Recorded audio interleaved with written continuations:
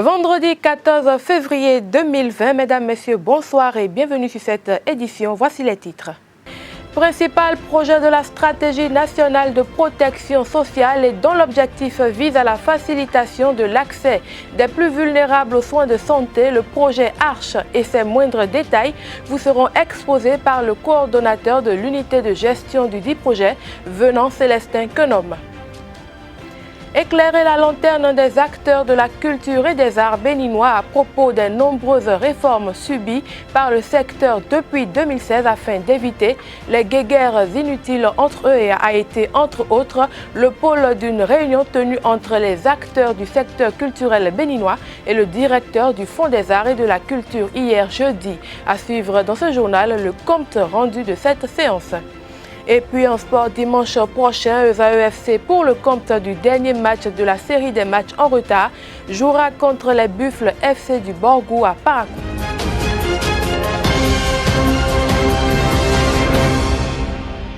La Cour de répression et des infractions économiques et du terrorisme Criette a condamné en début de semaine Kiki Sagbe Kodonou, Bernard alias KGB à 5 ans de prison et 5,5 milliards pour escroquerie. Cette même institution a également ordonné la vente aux enchères des biens saisis du coupable KGB. La somme obtenue de ces ventes aux enchères sera déposée à la caisse de dépôt et consignation afin de dédommager les victimes de KGB.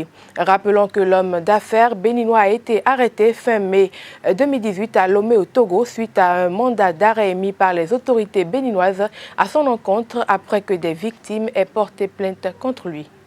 Un des 4 piliers du projet ARCHE, l'assurance maladie, est désormais une effectivité dans les 7 communes où le projet est mis en œuvre, à savoir Abomey-Calavi, Soava, Dassa-Zoumé, Glazoué, Djougou, Kopargo et Waké. À en croire le coordonnateur de l'unité de gestion du projet ARCHE, il reste le principal outil de la mise en œuvre de la stratégie nationale de protection sociale et qui vise à faciliter l'accès des plus vulnérables aux soins de santé tout en garantissant une formation professionnelle aux acteurs du secteur informel, des microcrédits aux exclus du système bancaire, la retraite même à ceux du secteur informel. Je vous invite à suivre Venant Célestin Quenom sur le projet ARCHE dans sa globalité. Il présente par la même occasion l'intérêt de sa phase pilote en cours d'expérimentation.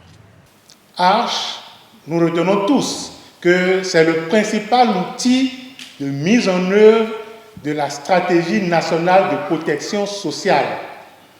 C'est un vaste projet de 313 milliards mis en place par le gouvernement du président Talon pour aider les couches les plus vulnérables de notre société à sortir de leur situation de précarité.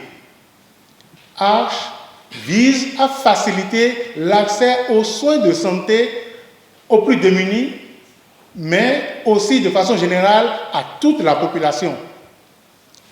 ARCHE, c'est des formations professionnelles aux acteurs du secteur informel, de l'artisanat, de l'agriculture, du commerce, du transport, etc.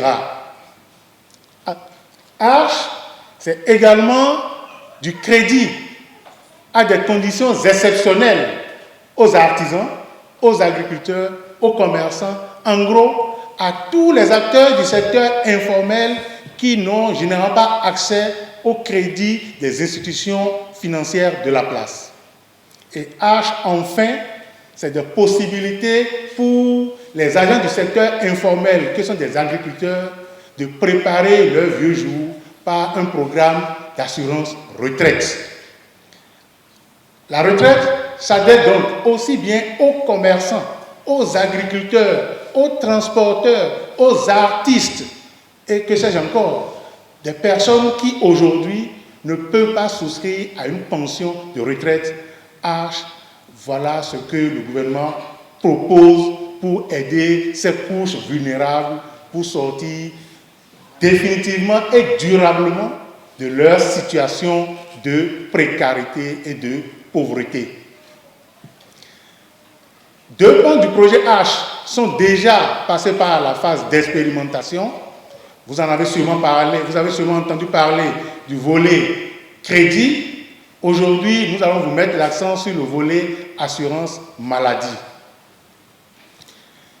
Mais la mise en place du volet assurance maladie a nécessité un travail de fourmi pour aller rechercher des bénéficiaires que nous pouvons considérer aujourd'hui comme les privilégiés du gouvernement du président Talon, pour qui l'État s'engage à mettre gratuitement à disposition l'assurance maladie.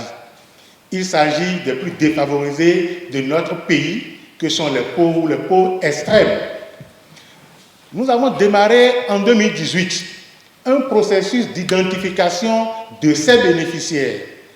Le processus se déroule en 3 grandes phases.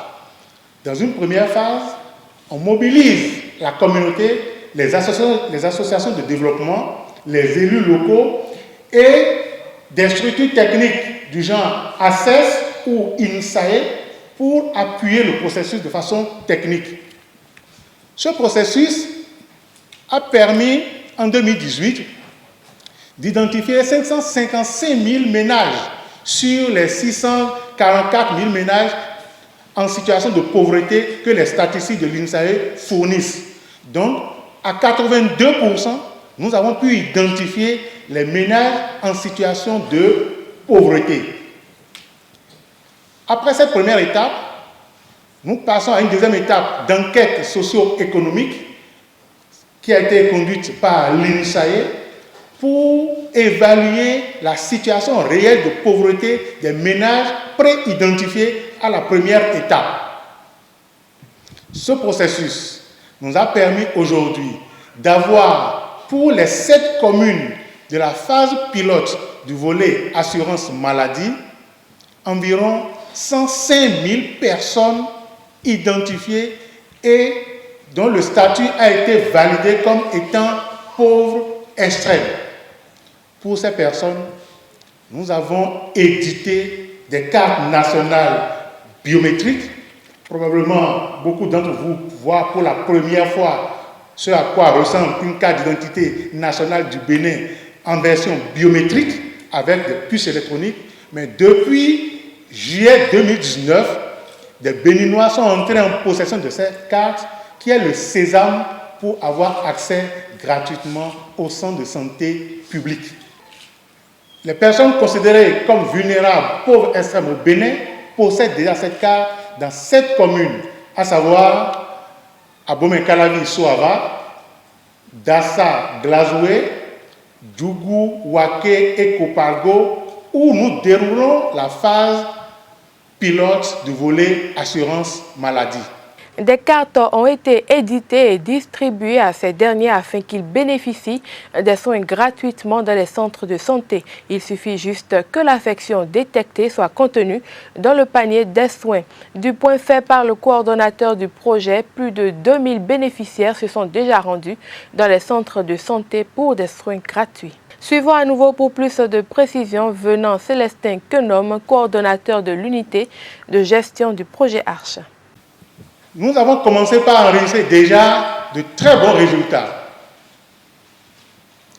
À la date du 9 février, où nous avons fait le dernier point avec les médecins coordonnateurs de zones sanitaires, nous étions à 2251 bénéficiaires ayant été dans les centres de santé pour bénéficier gratuitement d'une prise en charge sanitaire par rapport au contenu du panier de soins. Peut-être le médecin coordonnateur du groupe reviendra sur les aspects techniques du panier de soins, mais je puis vous assurer que lorsque vous êtes détenteur de cette carte sur laquelle est inscrite votre affiliation à l'assurance maladie de Arche, vous avez droit à une consultation gratuite. Vous avez droit à des analyses gratuites lorsque la pathologie est contenue dans le panier de soins. Et enfin, vous avez droit à des médicaments gratuits. Les bénéficiaires sont là probablement pour vous témoigner de l'effectivité de ce mécanisme. Et à la date du 9 février, comme je l'indiquais, nous avons déjà une facture d'un montant de 4 millions de francs CFA vis-à-vis des centres de santé. Les premières factures étant déjà honorées, nous avons les derniers lots reçus qui sont en cours de traitement pour être payés dans les quelques jours. Parce que de façon contractuelle avec les centres de santé, c'est un engagement de paiement dans un délai d'1 mois au maximum. Dès que les factures sont transmises à l'agence, à l'unité de gestion du projet Arche, au maximum 1 mois après, les factures sont honorées. Et les centres de santé sont là également pour témoigner de l'effectivité de ce processus. La phase pilote nous permet essentiellement de voir 3 choses. Premièrement, nous allons tester le mécanisme d'assurance maladie que nous voulons mettre en place. Deuxièmement, nous allons vérifier si le contenu du panier de soins qu'on a identifié correspond réellement aux besoins des populations. Et troisièmement, nous allons évaluer le comportement des bénéficiaires vis-à-vis des soins de santé et vis-à-vis de la jouissance de leurs droits d'assurance maladie. Sur ces 3 volets, nous sommes très satisfaits par rapport au processus qui est mis en place. Les indications statistiques nous montrent que près de 63% des affections dont souffrent les plus démunis de notre société, c'est le paludisme qui vient en tête des consultations pour les bénéficiaires de la carte Arche. Deuxième pathologie, ce sont les affections respiratoires. Et là, nous sommes à 13% des cas de consultation. Ensuite, viennent les problèmes d'infection digestive et autres. Vous convenez avec moi donc que notre objectif de prendre en charge le plus grand nombre de Béninois pour l'assurance maladie et de s'occuper des affections les plus courantes est totalement atteint à travers ces premiers résultats. Dans les prochains jours, nous allons lancer avec la collaboration de l'OMS une évaluation grandeur nature sur toutes les zones pilotes afin d'avoir des résultats consolidés qu'on pourra présenter au gouvernement dans la perspective de la généralisation du volet assurance maladie de Arche. En ce qui concerne l'aspect de changement de comportement des bénéficiaires, on a des populations qui instinctivement n'ont pas l'habitude d'aller consulter lorsqu'elles sont malades. Mais avec Arche, nous voulons changer ce comportement pour que le premier réflexe en cas de maladie est d'aller consulter un centre de santé. Les premiers témoignages qui nous reviennent montrent bien que des personnes qui n'étaient pas habituées à fréquenter les centres de santé ont commencé par fréquenter les centres de santé grâce à l'assurance que leur confère la carte qui leur donne droit à une prise en charge gratuite pour les affections du panier de soins. Le secteur de la culture et surtout le financement des arts a connu plusieurs réformes depuis 2016. Peu informés, les acteurs du secteur se lancent des invectives et des attaques via les réseaux sociaux. Attristé par cette situation, un groupe d'artistes a initié une rencontre des acteurs culturels avec le directeur du Fonds des arts et de la culture, le principal pourvoyeur du fonds du secteur. Une séance de vérité s'est tenue à l'hôtel JP à la FIA de Godomè le jeudi 13 février 2020. À l'occasion de cette rencontre et interpellé par les organisateurs, l'arrangeur béninois et directeur du bureau export de la musique africaine, Eric Gbeha, a relevé quelques-uns des handicaps de la musique made in Benin à l'international. Le Bureau béninois des droits d'auteur BUBEDRA existe pour la protection des œuvres d'art culturelles et musicales afin de permettre aux artistes de jouir des fruits de leur travail. Toutefois, des dispositions doivent être prises en amont, suivant Eugène Abalo, directeur général du BUBEDRA, pour plus d'explications. Personnellement, le BUBEDRA est le représentant exclusif des auteurs. Donc, les auteurs n'ont pas de démarche particulière à mener. C'est plutôt les personnes qui désirent exploiter publiquement ces œuvres qui doivent mener des démarches vers le bureau béninois du droit d'auteur afin d'avoir l'autorisation du bureau et de payer les redevances subséquentes qui servent donc à l'exploitation de ces œuvres. Bien évidemment, lorsque par exemple un créateur, un auteur aurait été approché par un parti politique pour faire un morceau, il est souvent conseillé à l'artiste de se rapprocher de son bureau de droit d'auteur pour bénéficier des conseils afin que ces droits ne soient pas lésés dans l'exploitation de ces droits. C'est toute une démonstration, il y a trop de spécificités, donc je suggère que les questions relatives à la répartition des droits soient abordées dans un cadre autre que celui-ci pour rester vraiment focus sur le sujet. Le Bénin se révèle sur le plan religieux dans une dimension négative. Ce sont là les propos de Nourdine Humpati, métaphysicien, spécialiste des questions liées à l'énergie et le courant, lors de son passage sur l'émission Au cœur du mystère. Selon le métaphysicien, en effet, le Bénin serait à l'image de la Mecque où au moins 365 divinités séjournaient, soit une divinité par jour. Les détails dans cet élément. Merci. Disons que le Bénin se révèle sur le plan religieux dans une dimension négative parce que cela vient de notre mentalité et de nos croyances endogènes. Parce que vous savez, le Bénin, moi je le compare par rapport à une histoire très connue des musulmans, l'histoire médiévale de la Mecque, de l'Arabie Saoudite, bon, disons de la Mecque. C'est que sur le plan énergétique, le Bénin occupe une position stratégique dans le monde. C'est-à-dire, vous savez, nous ne sommes pas seuls dans le monde. Il y a des esprits. Et nous sommes alignés sur les mêmes ondes d'énergie que ces esprits-là, de l'énergie, d'accord? Maintenant, cette énergie, ça dépend de quel type d'énergie nous, les humains, et ces esprits-là dépendent. Mais au niveau de la Terre, nous disposons également de ce qu'on appelle les vortex. Et il y en a des principaux qui entourent la Terre. Et le Bénin occupe une place importante au niveau des vortex. D'accord? Donc, ce qui fait que, vous voyez, si vous mettez du miel là, tout ce qui est intéressé va s'entourer. Oui. D'accord? Donc, le Bénin se présente ainsi dans une position énergétique comme du miel.